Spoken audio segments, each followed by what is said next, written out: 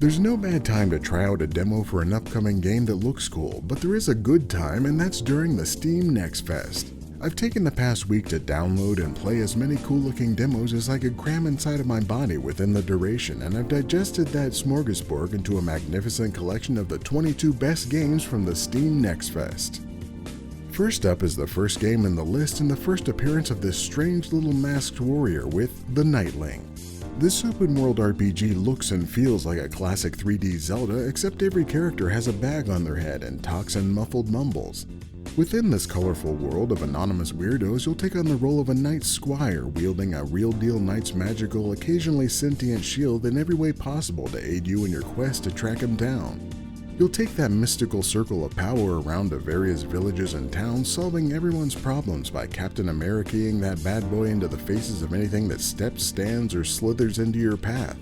Whether you're chucking it at triggers, smashing monster skulls, parrying enemy attacks, or tobogganing down every vaguely inclined surface you can find, that delightful disc will always be deflecting you into good times. But if you want to take on those good times face to face, you might want to check out the management and totally legitimate healthcare simulator Do No Harm. Here you'll take on the role of a newly minted Lovecraftian village doctor giving people alchemical concoctions of multicolored liquids that will instantaneously cure their ailments with no side effects at all. But you do have to research how to best administer these vats of medicinal miracles, take note of any allergies, and try to make sure nothing totally fucked up happens while you're doing it.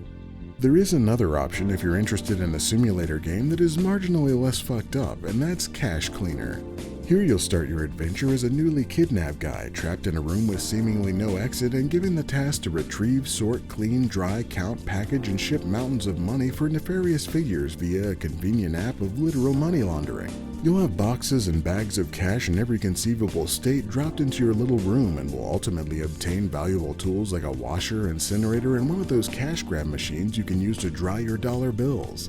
All while hearing random phone calls and announcements from your mysterious benefactor/kidnapper and slowly unlocking the mysterious walled-in world that you live and work within.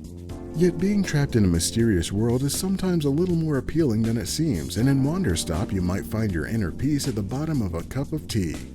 As you dive into the role of some kind of arena fighting champion that clearly encounters a mental break from overwork, your journey to find a champion to train you back to victory leaves you collapsed in a pleasant forest clearing that's home to a tea shop and a large tea-making man. You'll learn the intricacies of growing and harvesting tea ingredients while also learning to make the product of your labor from this incredibly convoluted tea machine that you'll need multiple ladders to put into action. And while the demo ends before you ever actually get to sell any of that tea, you still get the cozy vibes you need to get back to stabbing fools with a sword. But if you'd rather stab giant dragons with a sword and have that sword in the metallic hands of a giant mech while rampaging through a village, then you'll want to try Mechaknights Legends. Outside of being an acrobatic mech-fighting dragon murderer using a variety of boost flips and spinny sword attacks to chop at a thick-ass dragon or a thin-ass gigantic scarecrow full of blood, there's not much built into this demo. You can opt for a mode that takes note of how many hapless villager homes you mangled in your battle, but you'll still be chopping all the insides out of a dragon with enormous mech knives in the process. But if you're looking for a mech game that has 100% fewer dragons but 10 times as many mechs on the screen at any given time, you'll want to dive into Mecha Break. This mech fantasy leads you through tutorial after tutorial until the very second you start believing it's a single-player game, only to dump you into the menu filled with loot boxes, login rewards, and enough cosmetics to give you hours of fan service appreciation you could only have in a multiplayer online competitive experience.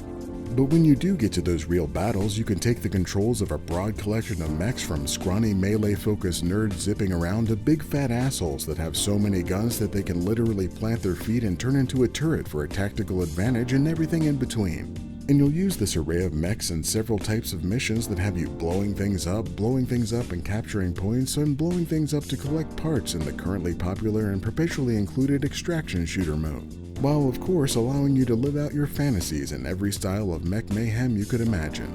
The one type of mech mayhem you won't get much of though is single player, which is why you might want to check out yet another mech game with Metal Bringer. In what starts out feeling like a strange Xenogears experience quickly turns into a retina-melting string of explosions and chaos that would rival Armored Core 6 if it didn't also look like it was made in 1997. But much like Armored Core, this game features dozens of menus, mech parts, and a whole host of almost decipherable jargon that you can ignore while you chop, run down, and blast apart hundreds of tiny robot enemies across the screen. And every now and then, a comparable mech will pop up and try to take you on, turning your delightful bodicidal rampage into a tactical dance of slashing, dashing, and avoiding a smashing. But if you do find your mech crashing, you can take your robotic pilot out and try to finish off your much deadlier foe in a mess of pixels and death like David and Goliath, but if David was crushed into oblivion under a giant metal foot. But if you want your mech game to also include things that aren't mechs but still be called Mech Havoc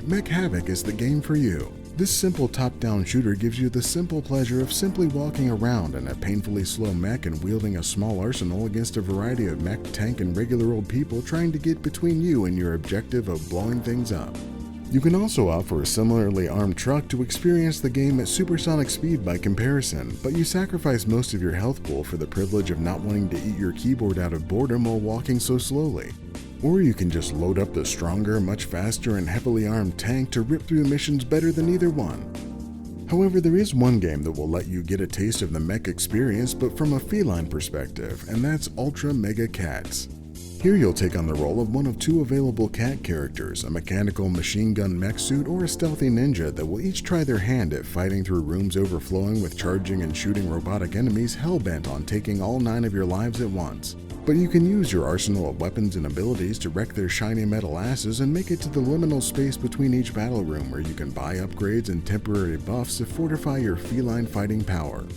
Yet if you're looking for an experience exactly like this but from first person and with a wider variety of guns and weapons at your disposal as well as no cats at all to my knowledge, then you might want to pick up Deadzone Rogue. This sci-fi foray into or out of some violent scenario you woke up to lets you enter each location invisible to enemies and able to scout around for the best time and place to unleash your fury upon them. While it doesn't seem important at first, soon you'll encounter robotic bad guys that will ruin all of your lifestyle choices if you don't take care of them before anyone else. If you do dismantle these malicious creatures, you'll once again make your way to the transitional hallway of upgrades and boosts to begin your next danger room even more prepared to fight for your life.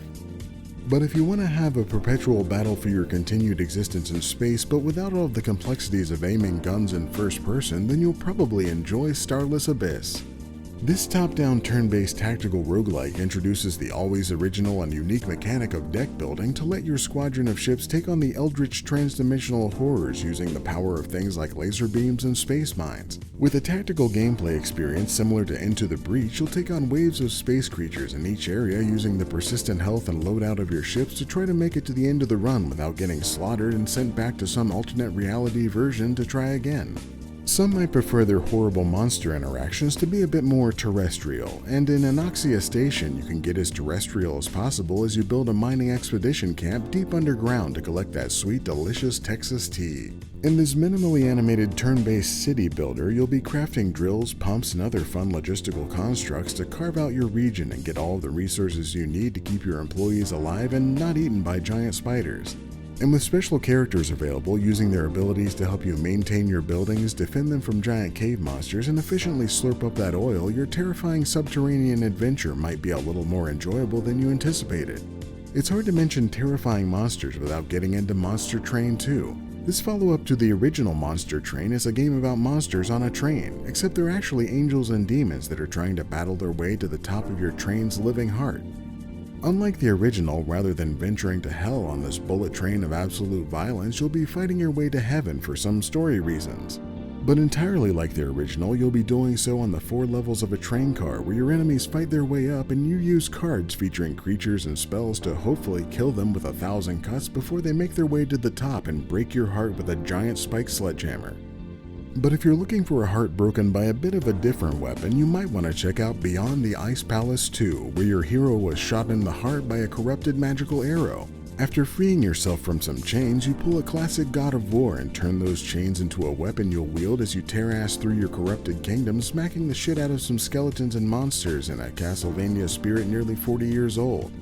It even lets you face the challenge of navigating the 3-dimensional choice of walking up and down stairs in 2 dimensions. And you'll also fight a giant porcupine man with a face-shaped underpart. But if you'd like to face some more traditional enemies in a less traditional way, then Luck and Loot might be the game for you.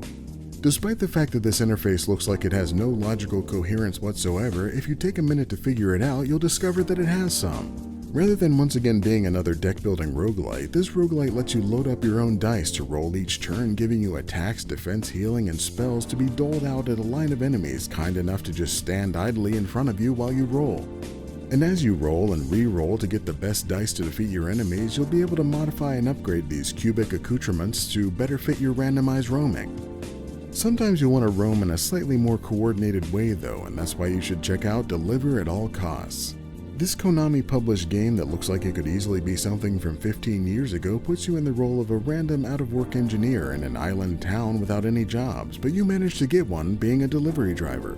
And in this job, you'll take a truck through the town picking up and delivering reasonable items like fireworks that are going off or rotten watermelons that fly out of the back at every turn for modest pay in this strange sandbox that looks like a solid indie game but is published by a multi-billion-dollar company.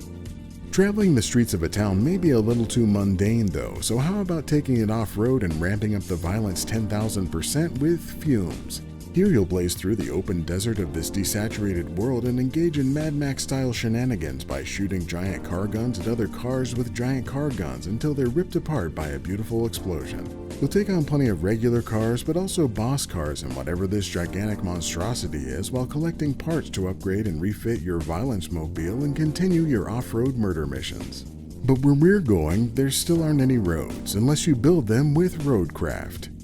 In a game from the people that brought you Mud Runner and Snow Runner, you'll once again be realistically driving vehicles where they shouldn't go, but this time there's more of a purpose. You're here to bring civilization to the wilderness, and you'll do it by absolutely destroying it with logging machines, stump grinders, front-end loaders, dump trucks, cable runners, and regular old trucks. You'll make that unforgiving terrain your bitch as you carve through the mud, push boulders out of your way, and build roads anywhere you want to go uncontested, and every dude and his bro will say hell yeah as you make it all unfold. But when you need to unload that imaginary masculinity, you can approach the soft world of shadow puppetry with Projected Dreams. Here you'll explore an old photo album and recreate the blurry shadows of memories into real shadows using whatever you can find in your room.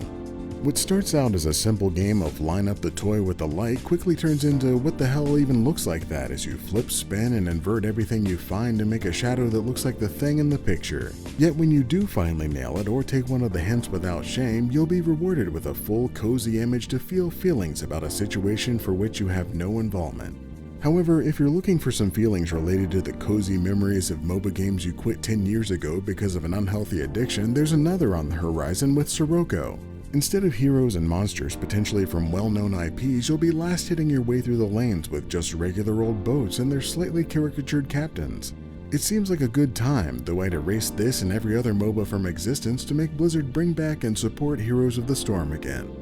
You don't have to pine for the past in every genre though, because the 3D platformer is still alive and well and delivering a little innovation with Ruffy and the Riverside.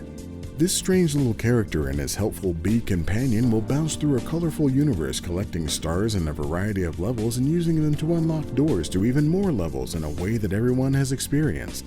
But what you haven't experienced is this strange power to collect the essence of objects around him and straight up heave it at other objects, giving them that property. So you can take wood from a tree and throw it at a stone wall, making it a wooden wall. Or take sand, throw it in a river, and make quicksand that will kill you to death.